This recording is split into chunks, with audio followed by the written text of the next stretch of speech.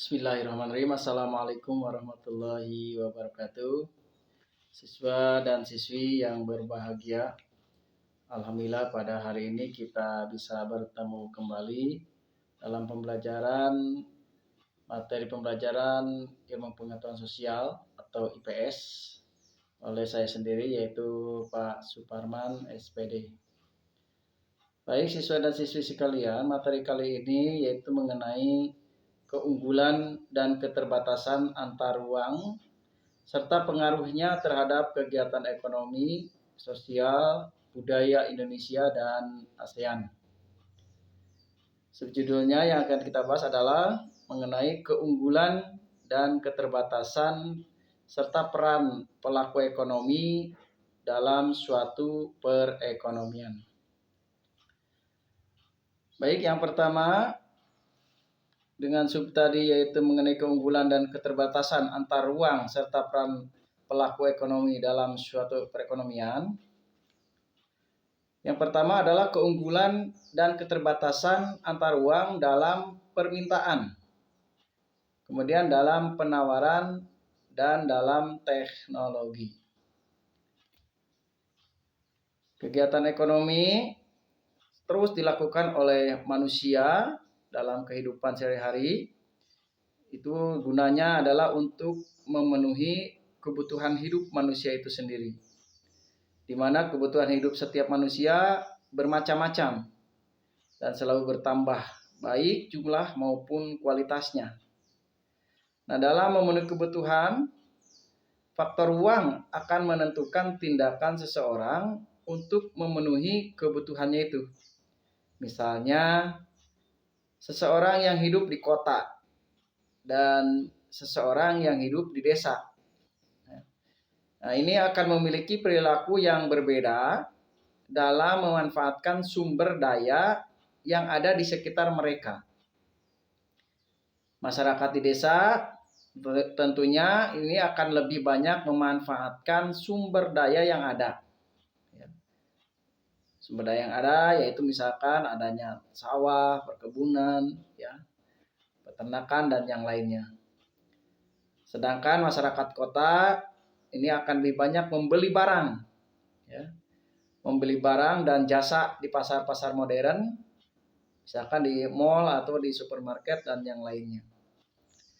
Nah, sebagian besar barang dan jasa yang dibutuhkan manusia itu tidak langsung diperoleh dari alam, tidak langsung diperoleh dari alam, tetapi ini perlu adanya proses, adanya proses untuk diproduksi. Nah, di sini ada kata produksi. Kalian masih ingat apa itu produksi? Produksi adalah kegiatan untuk menghasilkan barang dan jasa, di mana kegiatan produksi dilakukan untuk memenuhi kebutuhan manusia sehari-hari. Adanya perbedaan potensi dan sumber daya alam yang dimiliki setiap daerah ini mendukung adanya proses produksi. Tanpa tersedianya berbagai macam sumber daya alam di bumi ini, tentunya manusia akan kesulitan memenuhi kebutuhannya sehari-hari. Kemudian letak Indonesia ini strategis. Ini keunggulannya. Letak Indonesia sangat strategis, kemudian sumber daya alamnya juga sangat besar. Nah, ini adalah keunggulan yang dimiliki oleh negara kita, itu negara Indonesia. Hal tersebut ini mengakibatkan munculnya permintaan dan penawaran beberapa produksi Indonesia oleh negara lain. Begitu juga sebaliknya, ada produk-produk negara lain yang dibutuhkan oleh Indonesia. Nah, adanya penawaran dan permintaan akan produk mengakibatkan munculnya aktivitas perdagangan. Masing-masing negara tidak hanya memenuhi kebutuhan, tetapi juga mendapat keuntungan dari produksi yang menjadi unggulan negaranya masing-masing. Nah, ini yang pertama yaitu keunggulan dan keterbatasan antar uang dalam permintaan, penawaran, dan teknologi.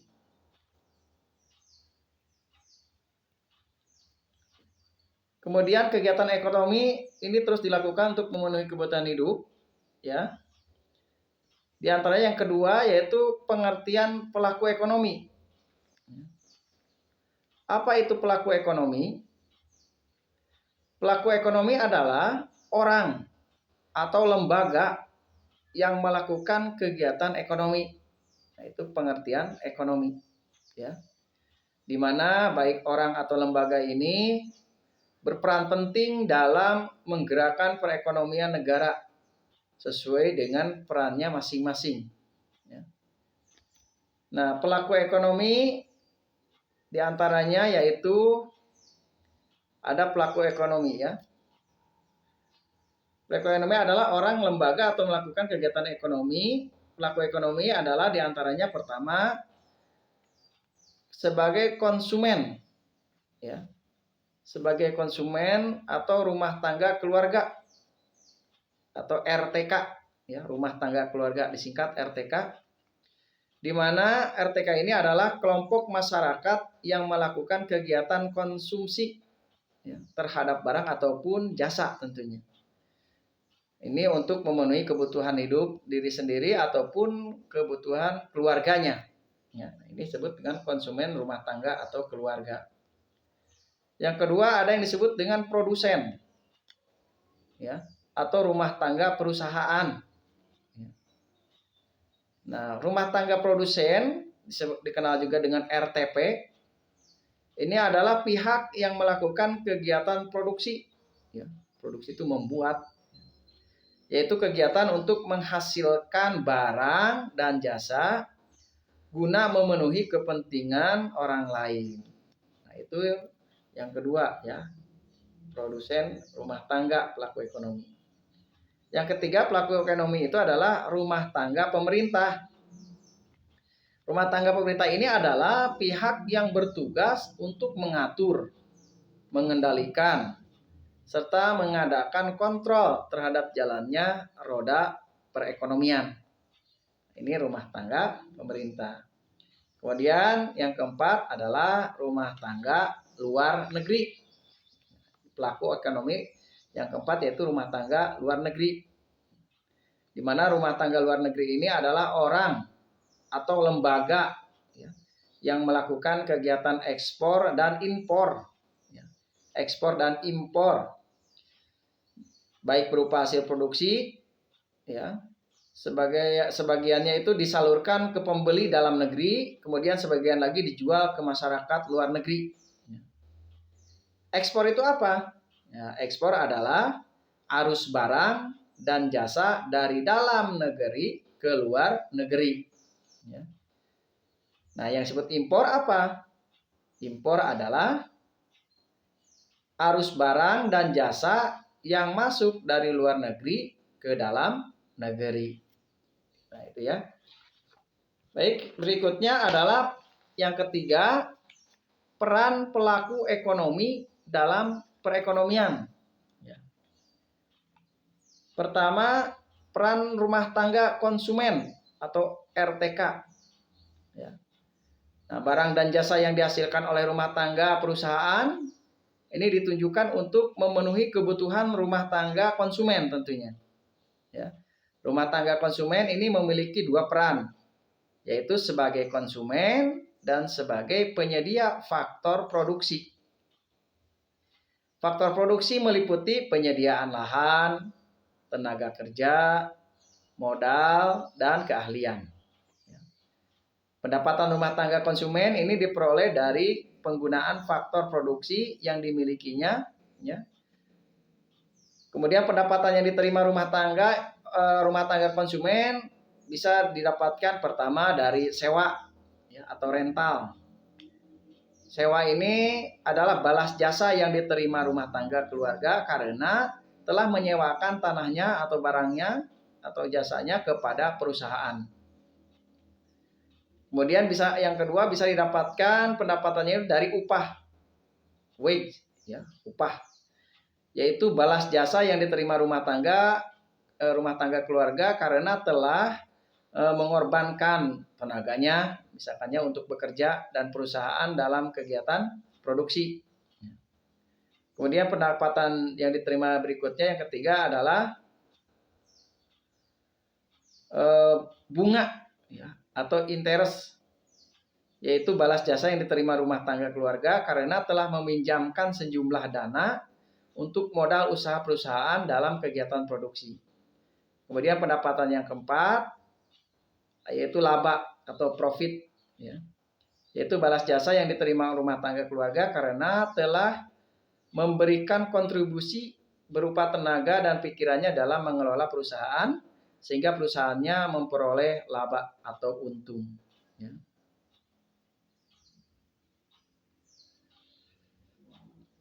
Kemudian peran rumah tangga konsumen pertama adalah sebagai pemakai barang.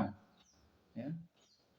Sebagai pemakai barang ini peran rumah tangganya.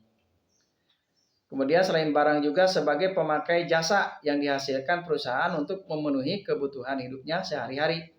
Baik barang ataupun jasa yang dihasilkan oleh produsen ini dijual kepada konsumen. Ya.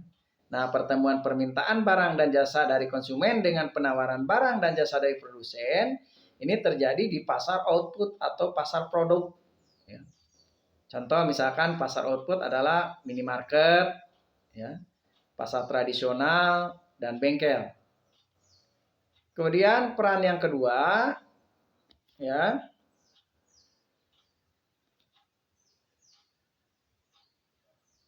pemasok faktor produksi. Ya. Pemasok faktor produksi kepada rumah tangga perusahaan untuk melakukan proses produksi. Nah ini, di mana penawaran faktor produksi ini terjadi di pasar input atau pasar faktor produksi. Salah satu contohnya misalkan pasar input adalah pasar tenaga kerja. Ya. Tenaga kerja merupakan salah satu faktor produksi yang penting bagi setiap perusahaan. Faktor produksi ini dikelompokkan menjadi 4 macam, yaitu alam, ya, berbentuk lahan, alam itu, modal, kemudian tenaga kerja, serta kewirausahaan. Kemudian peran pelaku ekonomi dalam perekonomian yang kedua atau yang B, ini adalah peran rumah tangga produsen. Apa saja peran rumah tangga produsen? Pertama, melakukan kegiatan produksi barang dan jasa. Dengan cara mengelola faktor produksi yang diperoleh dari rumah tangga konsumen. Ya. Kemudian, yang kedua, membayar imbalan atas penggunaan faktor produksi. Kemudian yang ketiga, menjual hasil produksi kepada rumah tangga konsumen. Dan yang keempat adalah menerima pembayaran atas penjualan barang dan jasanya tersebut. Nah, itu peran pelaku ekonomi dalam perekonomian. Yang pertama adalah peran rumah tangga konsumen, ya. Yang kedua adalah peran rumah tangga produsen. Kita lanjut berikutnya. Yang C adalah peran rumah tangga pemerintah. Apa saja peran rumah tangga pemerintah? Peran rumah tangga pemerintah ini, ya, suatu lembaga pemerintah ini dikatakan sebagai suatu lembaga negara.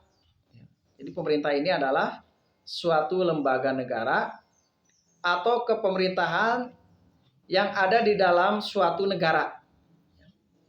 Pemerintah ini memiliki tugas yang kompleks, yang banyak, yang rumit dalam melaksanakan fungsinya dalam suatu negara.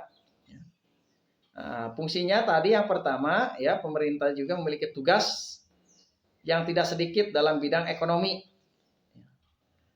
Tugas-tugasnya yaitu peranannya pertama tadi pemerintah sebagai pengatur ekonomi. Pengatur ekonomi ini pemerintah memiliki peran yang strategis dan penting dalam menjalankan perannya. Salah satunya misalkan mengatur perekonomian negara sehingga tercipta stabilitas ekonomi yang seimbang agar tidak merugikan masyarakat. Ya. Nah ini pengaturan ekonomi juga ini ada beberapa macam. Ada pengaturan ekonomi secara langsung, ada pengaturan ekonomi secara tidak langsung. Ya. Kemudian yang kedua adalah pemerintah sebagai produsen. Ya. Pemerintah ini memiliki peran yang sangat penting dan strategis dalam peranannya itu sebagai pelaku ekonomi dari suatu negara. Nah, ini terdapat dalam pasal 33 Undang-Undang tahun 1945 ayat 2 dan ayat 1 ya. Ini merupakan landasan dasar yang digunakan oleh pemerintah dalam melakukan kegiatan produksi. Di mana pasal 33 ayat 2 berbunyi, cabang-cabang yang penting bagi negara dan menguasai kekayaan alam yang terkandung di dalamnya dikuasai oleh negara dan dipergunakan sebesar-besarnya untuk kemakmuran rakyat.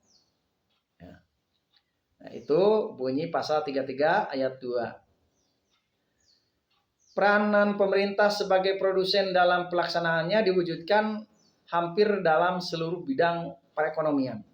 Ya, nah itu. Sebagai pelaksanaannya, pemerintah mendirikan BUMN ya, yaitu Badan Usaha Milik Negara.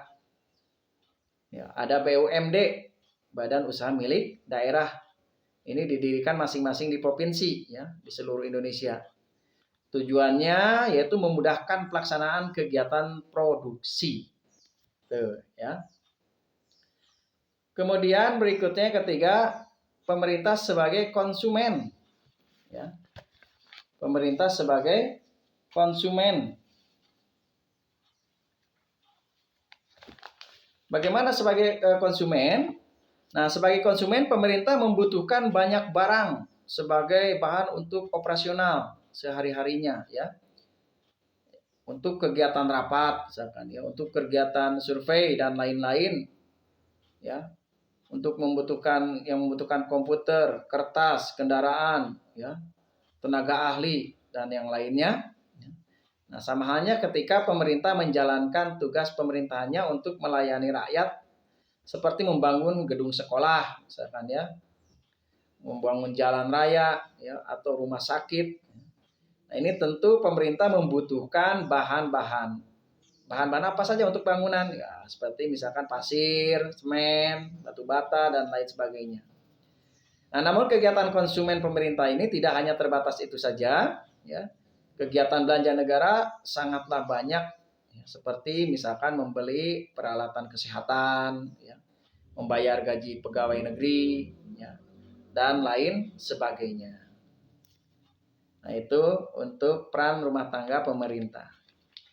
Berikutnya, peran rumah tangga luar negeri. Ya.